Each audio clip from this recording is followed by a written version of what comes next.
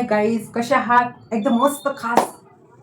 माहिती कालपासून मी स्वतःला चॅलेंज दिलंय की मी तर इंग्लिश शिकणार आहे, पण माझ्याबरोबर तुम्ही सुद्धा खूप छान कॉन्फिडेंटली इंग्लिश बोलणार आहात. हे मी सुद्धा स्वतःला चॅलेंज देणार आहे की मी तर करू शकते ना, तर तुम्ही नक्कीच ह्या गोष्टी शिकू शकता. तर आज म्हणजे इंग्लिश शिकायचं आहे म्हणजे काय, म्हणजे मी ज्यावेळेस क्लास लावते ना त्यावेळेस त्याच्या पाठीमागचं कारण, इंग्लिश शिकण्याच्या पाठीमागचं कारण काय आहे? तर आपण खूप हुशार आहोत. घरात सगळं छान हँडल करतो, किचन छान हँडल करतो, मुलांना छान वळण लावतो, संस्कार लावतो, त्यांना छान घडवतो. आपण कुठेच कमी नाही पडत. आपण कमी पडण्याचं कारण काय माहिती आहे? फक्त बँकच्या ठिकाणी जर काही इन्क्वायरी सांगायची असेल किंवा त्याच्यात काही फॉर्म भरायचे असतील तिथे आपल्याला अडचण येते, एकदम कॉन्फिडन्स डाऊन होतो. जे इंग्लिश शिकायचं कारण काय आहे माहिती आहे का? छोट्या छोट्या गोष्टी जरी आपल्याला कळल्या ना, खरं तर इंग्लिश बोलणं हे रॉकेट सायन्स काही नाहीये. छोटीशी एक स्किल आहे. जसं गाडी आपण चालवायला शिकवतो, जसं शिवणकाम शिकते. म्हणजे मी आतापर्यंत काय स्किल शिकण्यात आल्या माझ्या ते मी तुम्हाला अगोदर सांगते. ब्लाऊज ब्लाऊज शिवताना सेम असंच. मशनीचा धागा तुटत होता, कात्रीने व्यवस्थित सुपीरियर कपडा कापता येत नव्हता, आणि टेपनी व्यवस्थित मेजरमेंट आपण जे घेतो तिथे सगळा गोंधळ व्हायचा. ब्लाऊज शिवताना भरपूर सारा असं झालं. म्हणजे स्किल जर शिकायची असेल तर एफर्ट कसं टाकायचं. मी ब्लाऊज शिवताना ते जरी 30 रुपयाचं घेत होते ना, शिवून मी त्याला 2-3 दिवस कष्ट घ्यायचे.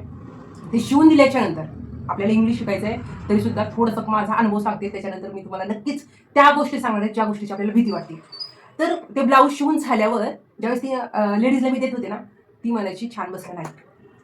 आता तिला वाईट वाटेल, माझं कष्ट काय, मी अजून शिकणार आहे, मला शिकायचं आहे. म्हणून मी काय करायचे, त्यांना विचारायचे, ताई तुमच्या ब्लाऊज पीसची किंमत काय? आणि गंमत अशी व्हायची, किती मी नवीन आहे म्हणून 30 रुपयाचं द्यायची. पण मी आता मनातून घाबरले ना, ती सांगायची की चायना सिल्कचा कपडा होता, माझं खूप खास कपडा आहे, 50 रुपयाचा कपडा आहे. आणि ते मला माहीत होतं ते 30 रुपयाचा कपडा आहे. पण एक असतं ना की नाही, आपण शिकतोय ना, तर आपण भरपाई डबल द्यायची. अक्षरशः मी माझ्या कामातून ते 50 रुपये वाचवायचे आणि त्या लेडीजला द्यायचे. मला समाधान काय होतं माहिती आहे? एक कपडा तो कट करून शिवण्याची डेअरिंग तर केली ना मी. ठीक आहे ना, मला त्याचे 50 रुपये द्यावे लागले, मी त्याचं वाईट वाटूनच घेतलं नाही. सेम आत्ता म्हणजे स्किल शिकायची असताना एफर्ट टाकावं लागतं. आता तुम्हाला स्किल शिकायची, इंग्लिश बोलायची, आणि मी आता रोज फक्त 10 मिनिटं देणार आहे. 10 मिनिटं, जास्त बोर नाही करणार तुम्हाला, कारण आपल्याकडे वेळ खूप कमी आहे शिकण्यासाठी. बाकी भरपूर कामं करायला आपल्याकडे वेळ मॅनेजमेंट करावं लागते. तर हे 10 मिनिटात काय असं होईल की आपल्याला ती गोष्ट कळेल, त्या बोलण्याचं काहीतरी ट्रिक कळेल आणि आपल्यातला मनातला कॉन्फिडन्स वाढेल. आता इंग्लिश बोलण्यासाठी जे काही स्वतःला चॅलेंज दिले ना, तर जसं मी व्हिडिओ टाकत जाईल ना, मला कमेंट पण तसेच येणार की स्वतःच चुकतायत, मग आम्हाला काय शिकवणार आहे, असं हळूहळू होणार आहे. पण तुम्हाला सांगू, मी स्वतःला एवढं तर म्हणेल, मी आज काहीतरी शिकण्याचा प्रयत्न तर केला. मी आज स्वतःला काहीतरी शिकण्यासाठी तयार तर केलं. घरातलं सगळं कामावरून मी माझ्या पार्लरमध्ये येऊन थोडा वेळ तर दिला मला, ह्याचा मला आनंद होणार आहे. त्याच्यामुळे ना, आता जसं बँकमध्ये आपला अपमान व्हायची भीती वाटते, आपला कॉन्फिडन्स डाऊन होतो, तसंच मग इतर ठिकाणी काही आपल्याला घ्यायचं असेल, खरेदी करायचं असेल, तिथे सगळे काही इन्फॉर्मेशन ज्या माहिती दिल्या आहेत त्याच्यावरती सगळे इंग्लिशच्या सगळं असतं इन्फॉर्मेशन. मग आपलं काय होतं, आपण इकडे तिकडे पाहतो. मोबाईलमध्ये किती गोष्टी तर सगळं इंग्लिशमध्येच आहे. मग आपण आता स्वतःला किती दिवस लपवून ठेवायचं? सगळ्यात जास्त माझं पर्पज ह्या व्हिडिओमधून एकच आहे. माझ्यासारख्या अशा खूप जण विचार करतात, अरे यार, एक असं कोणी मैत्रीण आपली भेटेल का बरं, की ती हाताला हात धरून हे इजच का आलं, हे एमच का आलं, इथं डूच का आलं, हे सारखं एकच गोष्ट 10-10 विचारणारी हक्काची मैत्रीण कोण? तर ती मी होणार आहे तुमची. कारण मी माझी आजपासून मैत्रीण झाली. कारण माझं सुद्धा असंच व्हायचं आणि असं वाटायचं, विचारू कोणाला, समोरचा व्यक्ती मला हसला तर. आता आहे ना, अजिबात कोणी हसणार नाहीये. तुम्हाला माझ्यापेक्षा पण जास्त येत असेल, चांगलं येत असेल, पण तुम्हाला असं वाटत असेल की कॉन्फिडन्स नाही आहे. आणि तुम्हाला मी सांगू, मी 0 पासून स्टार्ट करते. मला सुद्धा कॉन्फिडन्स म्हणजे मी आतापर्यंत जे 4 ठिकाणी क्लास लावले ना, तिथे ना मला ते लॉजिकच लक्षात नाही आलं. आपल्याला स्किल शिकायची त्याच्यात काय आहे? तर एक ट्रिक माझ्या लक्षात आली आहे, आणि त्या ट्रिकचा उपयोग करून जर आपण रोज रोज प्रॅक्टिस केली तर नक्कीच इंग्लिशमध्ये बोलू शकतो. तर स्टार्टिंगला मी तुम्हाला 3च गोष्टी सांगणार. ह्या 3च गोष्टीवरती आपण फ्लुएंटली इंग्लिश बोलणार. अजिबात घाबरायचं नाही.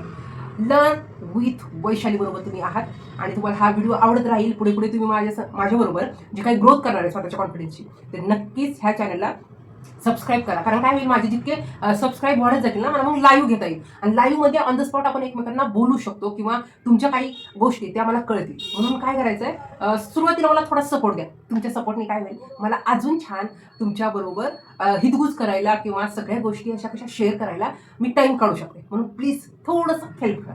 तर स्टार्टिंगला एकच लक्षात ठेवू, आपल्याला इंग्लिश बोलायचं, पण हे लक्षात का राहत नाही, हे सेंटेन्स का लक्षात राहत नाही? एक छोटी ट्रिक जर तुम्ही समजून घेतली ना, तुम्ही सुद्धा खूप खुश होता. आपल्याला आहे ना कोणतंही इंग्लिशचं वाक्य सेंटेन्स तयार करायचं असेल, 3 पॉईंट म्हणजे काय माहिती आहे, त्या गोष्टीमधला करता आपण सब्जेक्ट दरवेळेस ऐकतो ना, हे सब्जेक्ट वर्ब आणि हे ऑब्जेक्ट खूप त्रास देते ना. पण थोडंसं समजून घ्या. बघा प्रत्येक गोष्टीला प्रोसेस आहे. आता समजा मला स्वयंपाकाचा कंटाळा येतोय, पण स्वयंपाकासाठी काय गोष्टी आहेत? कणिक मळणं आलंच. कंटाळा येतोय पण कणिक मळल्याशिवाय चपाती होतच नाही. आणि भाजी चिरायला तर खूप राग येतो.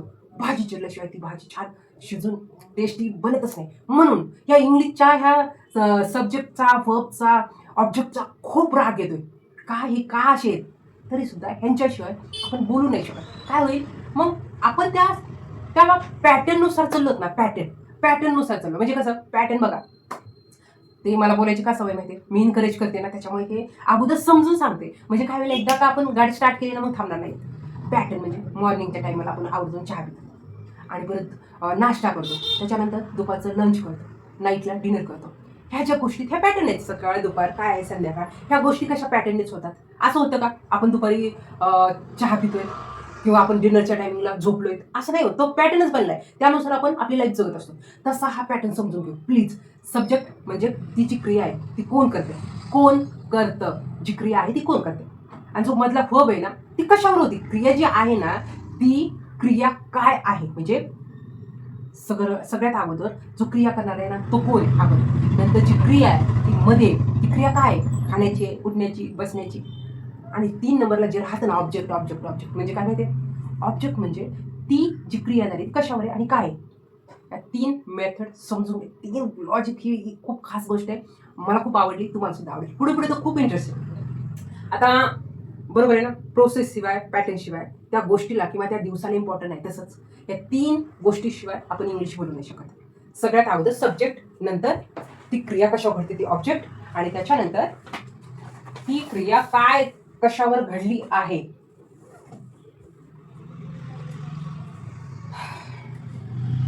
आज पहिला दिवस आहे, खूप एक्साइटमेंट आहे. तुम्हाला खोटं वाटेल, मी आज 4:30लाच उठून बसले. काय माहिती, बापरे मला इंग्लिश बोलण्यासाठी स्वतःला तयार करायचं आहे. म्हणजे तुम्हाला माहिती आहे, एक लहान बाळ फर्स्ट डेला शाळेत जायचं कसं छान आवरून जातं, त्याला खूप उत्साह वाटतो की काहीतरी तिथे युनिक भेटेल.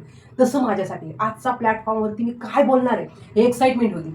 मला सकाळपासून चेंज पडतो. जेव्हा व्हिडिओ स्टार्ट केला ना त्यावेळेस आता मला असं वाटायला हा आता मी छान करू शकते. तर सगळ्यात अगोदर जे आहे ना त्या पॅटर्ननुसार आपण चलू. पॅटर्ननी चाललं तर आपण कन्फ्यूज होणार नाही. पहिल्या दिवशी पॅटर्न समजून घेऊ, नंतर बिंदास. आता काय बसूनच शिकवावं लागते सुरुवातीला, नंतर हळूहळू पुढे बघू काय ते. सगळ्यात अगोदर कोण आहे, कोण, नंतर काय, क्रिया, क्रिया काय आहे, कोण आहे सुरुवातीला, नंतर क्रिया काय आहे आणि कशावर.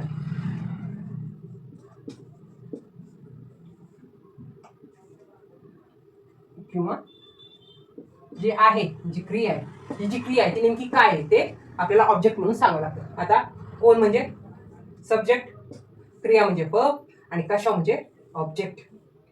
आता मला ह्याच्यावरतीच सगळं खासपैकी तुम्हाला सांगायचं आहे. आता मला काय सांगायचं आहे की आपण असं दरवेळेस आपण असं ऐकतो ना,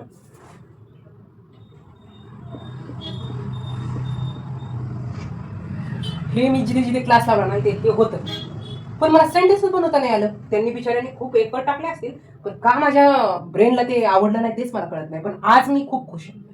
तुम्हाला सुद्धा ह्या गोष्टी समजण्यासाठी एकदा का तुम्ही प्रयत्न केला ना तुम्ही सुद्धा खूप छान शिकू शकता. आता मी आता याचा पुढचा भाग जो सांगणार आहे ना तो काय माहिती आहे. आता मी काय करते, ही जी कोण आहे ना ते ठेवते. कोण, कोण, नंतर क्रिया, आणि जी क्रिया आहे ना ती कशावर. आता हे मराठी बोलत राहिलं की असं वाटते बास आपल्याला आलं. नाही यार, आपल्याला शिकायचं आहे ना. आता ते कोण आहे,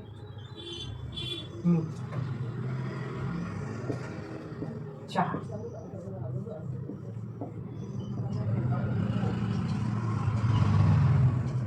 ह्याच सेंटेन्सवरती आपण पूर्ण इंग्लिश शिकणार आहे. तुम्हाला विश्वास नसेल, माझं व्हिडिओ मी ठेवते.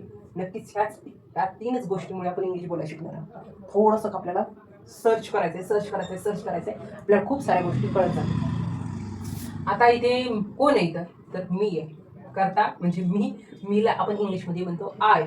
आता गोंधळ एक झाला की मी म्हटलं की इंग्लिशवाल्याने असं का केलं असेल, आय ड्रिंक नाही आय टी ड्रिंक असं असतं तर किती सोपं झालं असतं ना. आपल्याला एवढी क्लास लावायची गरज नसते आणि एवढी मेथड समजून घेण्याची गरज नसते. पण त्याच्यात एक त्यांनी असा पॉईंट ठेवला की आपल्याला दरवेळेस ह्या क्रियेला, ही क्रिया आहे, पिण्याची क्रिया आहे, ही क्रिया आहे ना मराठीमध्ये कडीला जाते आणि करता राहतो जागेवरती. ही क्रिया दरवेळेस इथे आणायची.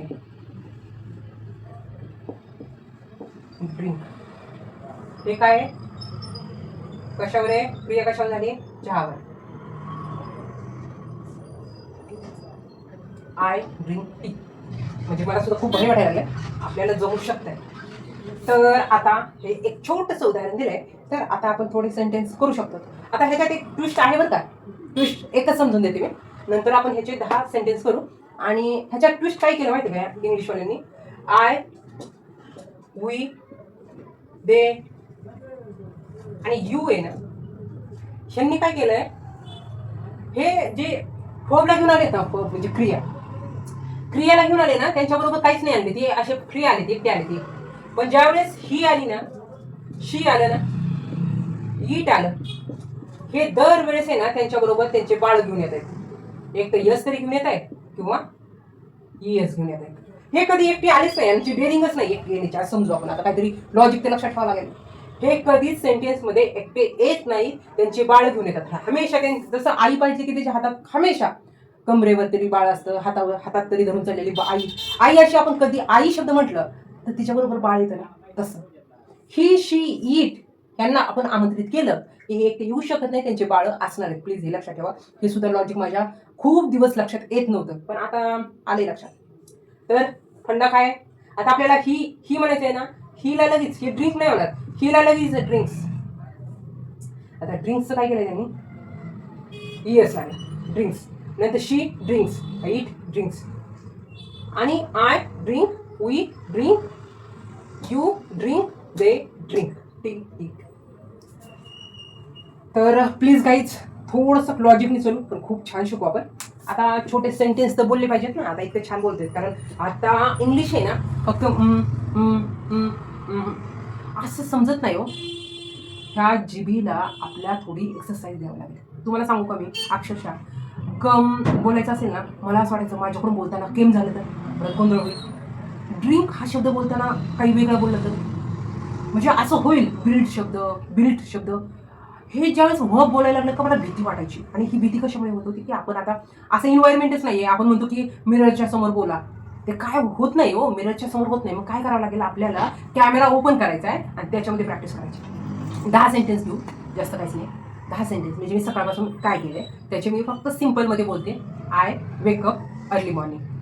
आता आय वेकअप अर्ली मॉर्निंग का म्हटलं माहिती का, ती जी उठले पण कधी लवकर, ती कशावर क्रिया झाली, जी मी स्वतः उठले तर क्रिया कशा झाली, उठण्यावरती, आणि कशावर झाली तर अर्ली मॉर्निंगला, म्हणून मी आवर्जून शब्द बोलले. तर I wake up early morning, I drink tea, I drink water. नंतर I cook in kitchen, I wash cloth, I wash भांड्यांना शब्द मला येत नाही, पॉट, हां, I wash pot. I make chapati. थोडं पुढे मागे होणार आहे, पण शिकायचं आहे. आता शिकायचं म्हटल्यावर असंच होणार, समजून घ्या. तुम्ही सुद्धा थोडं प्रयत्न करा. नंतर I come parlour, in the parlour, I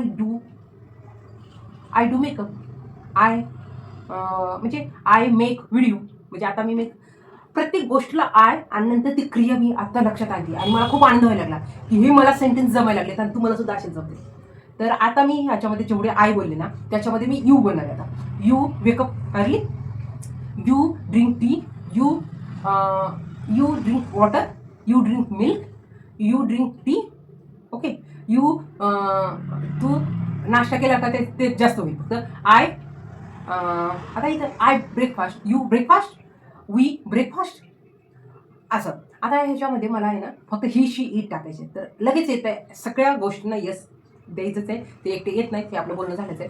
तर he wake ups early in the early morning, नंतर she wake ups early morning, she drinks tea, she drinks water, he drinks milk, he comes in the market, he goes park, it goes काय village.